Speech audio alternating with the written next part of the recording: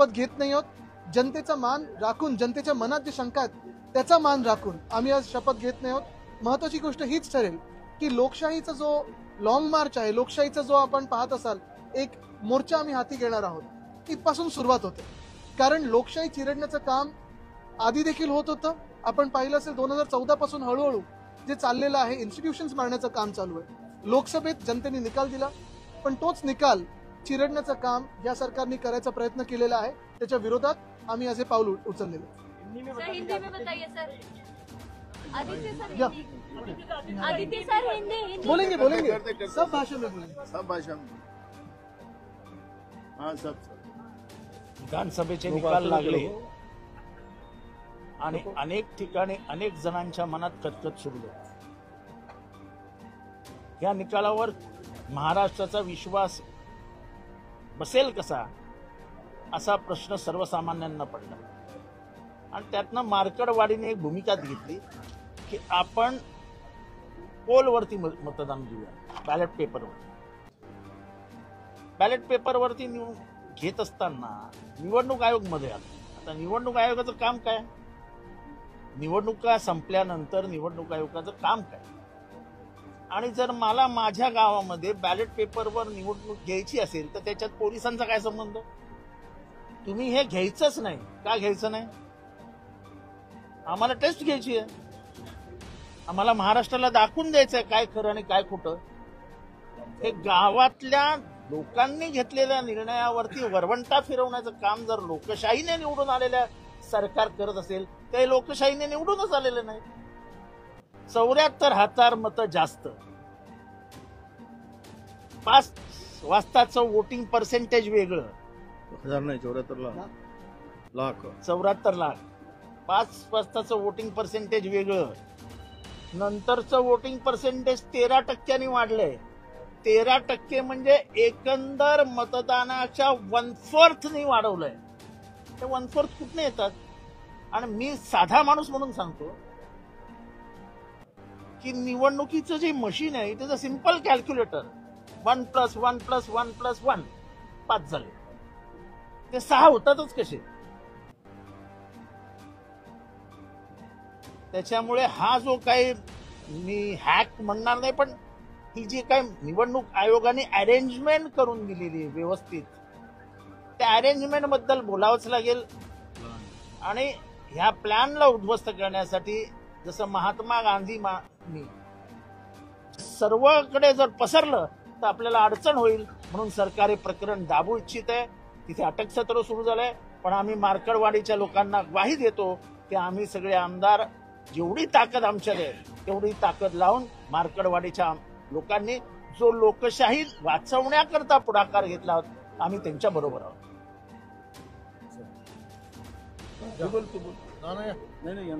बोला. महाविकास आघाडीने आज जो निर्णय घेतला त्या संदर्भात तिची चर्चा झालेली आपल्या पुढे विषद केलेला आहे. खरं तर आपण पाहतोय की एवढ्या बहुमताचा आकडा पार करणाऱ्या सरकारला आपल्या राज्यामध्ये जे वातावरण आपल्याला दिसायला पाहिजे, जो उत्साह, जो सणासारखा दिसायला पाहिजे, अजिबात कुठेच दिसत नाही. महाराष्ट्रामध्ये शोककळा पसरल्यासारखं वातावरण आहे. म्हणजे हा मॅन्डेट कोणी दिला? हा खऱ्या अर्थानं जनतेचा असता तर जनतेमध्ये हा उत्साह असता, परंतु दिसत नाही. याचा अर्थ आहे की कुठे ना कुठेतरी दाल में कुछ काला आहे असं म्हणायला, किंवा डाळच काळे असं म्हणायला तिथे संशयाला पूर्णतः तिकड स्कोप आहे. अशा स्थितीमध्ये मार्कडवाडीमध्ये ज्या लोकांनी ही जर निवडणूक स्वच्छपणे, पारदर्शकपणे आणि लोकांनी दिलेला जो मतदान आहे त्याप्रमाणे जर हे सरकार आलं असतं तर मार्कडवाडीमध्ये जो काही विषय गावकऱ्यांनी घेतलेला आहे त्याला विरोध करायचं काही कारण नव्हतं. पण त्याला विरोध करायचा म्हणजे की आपलं पितळ उघडं पडू नये, कदाचित हा संशय यामधून निर्माण होऊ शकतो.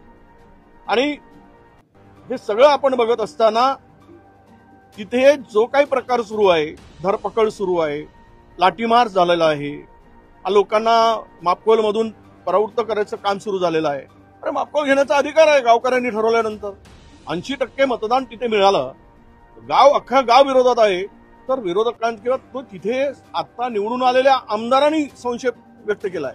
म्हणजे हरलेल्या आमदारांनी नाही, निवडून आलेल्या आमदारांनी तिकडे मागणी केलेली आहे, त्यांनी समर्थन दिलेलं आहे. अशा वेळेस हे घाबरत आहेत. याचाच अर्थ कुठे ना कुठेतरी लोकशाही संपवण्यासाठी, लोकशाहीचा गळा घोटण्याचं काम हे सुरू झालेलं आहे. म्हणून आज आम्ही सर्व आणि निवडणूक आयोगाने सुद्धा यामध्ये खरं तर पारदर्शकता ठेवली नाही, या संदर्भात अनेकांचा संशय आहे.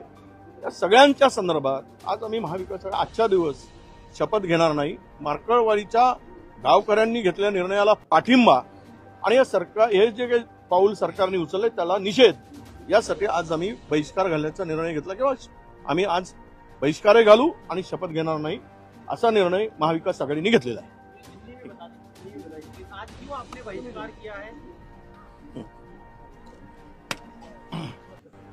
मी थोडं मराठीत पहिले सांगतो की मताचा अधिकार हा लोकशाहीतला सगळ्यात महत्वाचा व्यक्ती स्वातंत्र्यातला भाग आहे. पण आता निवडणूक आयोगाच्याच माध्यमातून मशीन हॅक करतात की आपण जे 76 लाख मतं या अंधारात त्यांनी मारून घेतलीत, या सगळ्या माग मोठं गुपित आहे. दाल में काला आणि डाळच काळी आहे. आणि मताचा अधिकार जेव्हा गायब होतो तर आपण पाहिलं असेल की दिल्लीच्या सीमेवर पोलिसांनी शेतकऱ्यावर कशी लाठीमार केलेला आहे, अश्रुधुराच्या कांड्या कशा सोडलेल्या आहेत, बेरोजगार पोरांवर कशा लाठीमार चाललेला आहे. एकीकडे भारतात आपण लाल बहादूर शास्त्रींनी जय जवान जय किसानचा नारा दिला, पण आज मोदी सरकारमध्ये जवानांनाही मारलं जाते आणि शेतकऱ्यांनाही मारलं जाते. अशी परिस्थिती घ्यायचा तोही निर्णय आम्ही अजून ठरवलेला नाही. त्यामुळे या सगळ्यांवर वरिष्ठांशी चर्चा करून आम्ही नंतर निर्णय करू अशा पद्धतीची भूमिका आम्ही घेतलेली आहे. महाराष्ट्र में जो विधानसभा के जो चुनाव हुए, चुनाव के बाद महाराष्ट्र में जो स्थिति बनी हुई है कि जनता को नहीं लग रहा कि सरकार हमारे वोटों से आई है, और इससे लोग जनभावना जो है, जो मार्कंडवाड़ी में जो शुरू हुई वो पूरे महाराष्ट्र की भावना है. और आज मॉक पोलिंग को भी अगर चुनाव आयोग विरोध करती है, सरकार विरोध करती है, उसके पीछे का कारण ही है कि ये सरकार गड़बड़ी से आई हुई है, लोगों के वोटों को चुरा के आई है. ये साबित करती है. सरकार ने भूमिका लेना चाहिए, सरकार ने ये भूमिका लेना चाहिए कि हाँ मॉक पोलिंग हो रही है ना, तो होने दो गांव में मॉक पोलिंग, समझने दो एक बार क्या हुआ. ये सरकार का काम था, लेकिन सरकार पुलिस के माध्यम से उनके बूथ कैप्चरिंग कर रही है, जब रेगुलर चुनाव में चुनाव से बूथ कैप्चरिंग किया जा रहा है. और इसलिए आज हमने विधानसभा की वोट जो रहती है एमएलए, नए एमएलए की, वो नहीं लेने का हम लोगों ने निर्णय किया है.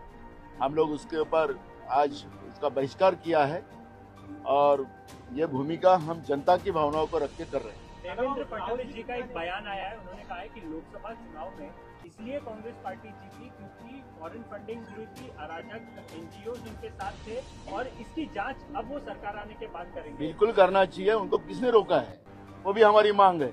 जांच करना है तो लोकतांत्रिक व्यवस्था में जो अधिकार है सरकार को उसका करना चाहिए, लेकिन जनभावना जो है कि मेरा वोट चुराया जा रहा है, ये भावना जो लोगों के बीच में है, उसके बारे में भी जांच राज्य के मुख्यमंत्री ने करना चाहिए, हमारी मांग है. राहुल जी, कभी आने वाले लॉन्ग मार्च के बारे में क्या वो देंगे, हम लोग प्रोग्राम देंगे.